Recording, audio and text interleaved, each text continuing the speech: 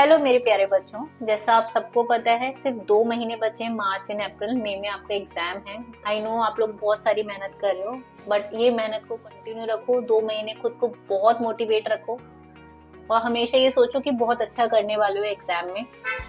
अपनी पढ़ाई पर ध्यान दो, अपनी हेल्थ पर ध्यान दो और पेरेंट्स को बोलो अपडेट पे थोड़ा सा ध्यान दें, क्योंकि आपको इस समय पढ़ाई पे फोकस करना है। क्योंकि जितना ये इम्पोर्टेंट टाइम पढ़ाई के लिए, उतना ही इम्पोर्टेंट टाइम है जो भी नीट से रिलेटेड अपडेट आ रहे हैं उन पे ध्यान देने का। जैसे मैंने लास्ट वीडियो में आपको बताया था कि नीट के एप्लीकेशन फॉर्म ऑलरेडी खुल चुके हैं। होप सो आपने एप्लीकेशन फिल कर दी होगी। तमिलनाडु के रजिस्ट्रेशन, कर्नाटक स्टेट के रजिस्ट्रेशन ओपन हुए थे, केरला स्टेट के रजिस्ट्रेशन ओपन हुए थे। जिनको रिक्वायर्ड होगा उन्होंने फिल किया होगा। आज इस वीडियो में हम बात करने वाले हैं वन ऑफ द इंस्टीट्यूशन के रजिस्ट्रेशन के बारे में, जो इंडिया का one of the top private institute है। मैं शिवांगी, आपकी फ्रेंड, आपकी मेंटोर, और आपका स्वागत है आपके अपने यूट्यूब चैनल एडुमेंटर एजुकेशन मेंटोर में। सो जैसा मैं आपको बता रही थी कि आज हम बात कर रहे हैं इंडिया के टॉप प्राइवेट इंस्टीट्यूट की, यानी हम बात कर रहे हैं सीएमसी वेलोर की। सीएमसी वेलोर मेडिकल में 3rd NIRF रैंकिंग पे आता है, जो कि गवर्नमेंट मेडिकल कॉलेज से भी कंपैरेटिवली बेटर है कुछ कॉलेजों से।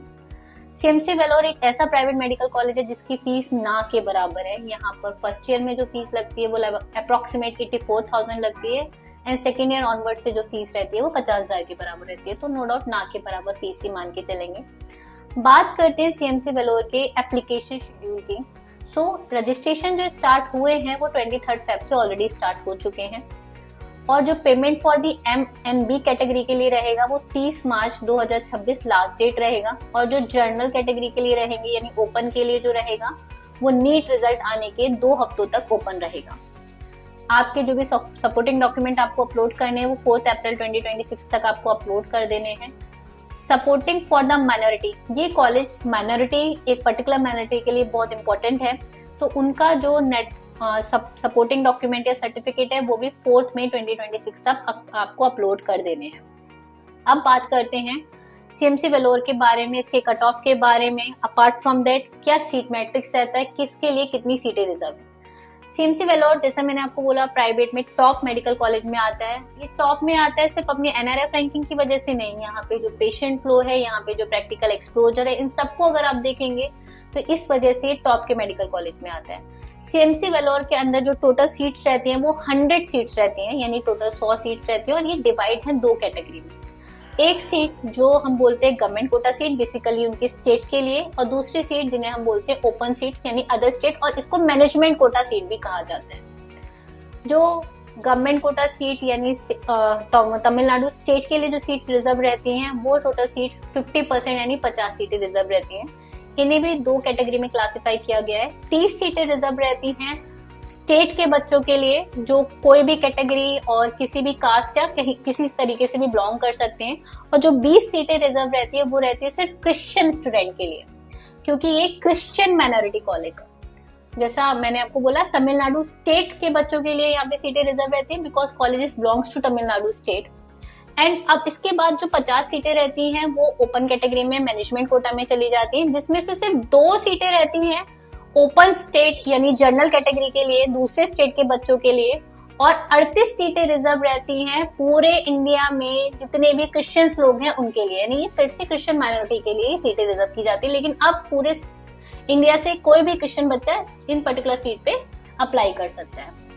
10 सीटें इस कॉलेज में रिजर्व रखी गई हैं वहां के खुद के स्टाफ के बच्चों के लिए, यानी यहाँ पर जो भी वेलोर का स्टाफ है उसके लिए भी 10 सीटें रिजर्व की गई हैं। सीटें भी लिमिटेड है, फीस भी कम है, तो लाजमी है कि कट ऑफ जो है वो ऊपर ही आएगा, और ऐसा ही रहता है। सीएमसी वेलोर का कट ऑफ गवर्नमेंट के बराबर या गवर्नमेंट के जैसा और गवर्नमेंट से हाई जाता है। यहाँ पर जो स्टेट के माइनॉरिटी यानी क्रिश्चियन बच्चे, उनका कट ऑफ कम देखा गया है। जैसे 2024 में स्टेट के बच्चों का माइनॉरिटी का कट ऑफ 421 था, और लास्ट ईयर 382 का कट ऑफ था, और एक बच्चे को 147 रैंक पर भी, सॉरी स्कोर पे भी सीट मिली थी। वो एक काफी लकी स्टूडेंट था, लास्ट सीट थी, मे बी मिल गई होगी, बट हम इसको नॉर्मल फिनोमेना में कंसीडर नहीं कर सकते हैं। अगर आप क्रिश्चियन हैं और आप तमिलनाडु से बिलोंग करते हैं तो आपके लिए टारगेट 400 प्लस ही होना चाहिए। अगर हम अदर कोटा में बात करें या अदर स्टूडेंट के लिए बात करें, सीएमसी वेलोर का कट ऑफ 600 प्लस ही जाता है, तो आपका सीएमसी वेलोर के लिए टारगेट 600 प्लस 600 के आसपास होना चाहिए, क्योंकि सीटें भी लिमिटेड है। चूंकि यहाँ पे कुछ रिजर्वेशन ऑफ सीट हैं, एक तो स्टेट के बच्चों के लिए, दूसरा माइनॉरिटी के लिए, तो आप अगर उन दोनों में से किसी भी कैटेगरी में बिलोंग करते हैं तो देखिए ये बात नीट और एनटीए ने पहले ही क्लियर की थी कि please prepare your document failure बहुत बड़ा प्रॉब्लम क्रिएट करता है, तो आप अपनी क्रिश्चियन माइनॉरिटी के डॉक्यूमेंट, अपने स्टेट डोमिसाइल के डॉक्यूमेंट रेडी कर लीजिए। अब चूंकि एडोमेंटा का काम है आपको गाइड करना, आपको काउंसलिंग में पूरा सपोर्ट प्रोवाइड करना, तो आपको अगर किसी भी तरीके की प्रॉब्लम फेस होती है फॉर्म फिलिंग करते वक्त, या फिर आपको चॉइस फिलिंग करते वक्त, या रजिस्ट्रेशन या काउंसलिंग से रिलेटेड, वी आर हियर। आप हमें कनेक्ट कर सकते हैं, हम आपको registration, choice filling, choice locking, document ready करना, ये पूरी प्रोसेस में हेल्प करेंगे और ये आपको कमिटमेंट देंगे कि आपका एडमिशन कराने में हम आपका पूरा सहयोग करेंगे। सो प्लीज आपको कोई भी इंक्वायरी रहती है तो आपकी स्क्रीन पर नंबर दिए गए हैं, उस नंबर पे हमें कनेक्ट कर सकते हैं। मैं फिर से बोलूंगी, लास्ट 2 मंथ है, जम के मेहनत करो और पूरा 100% डेडिकेशन अपनी पढ़ाई पे दो।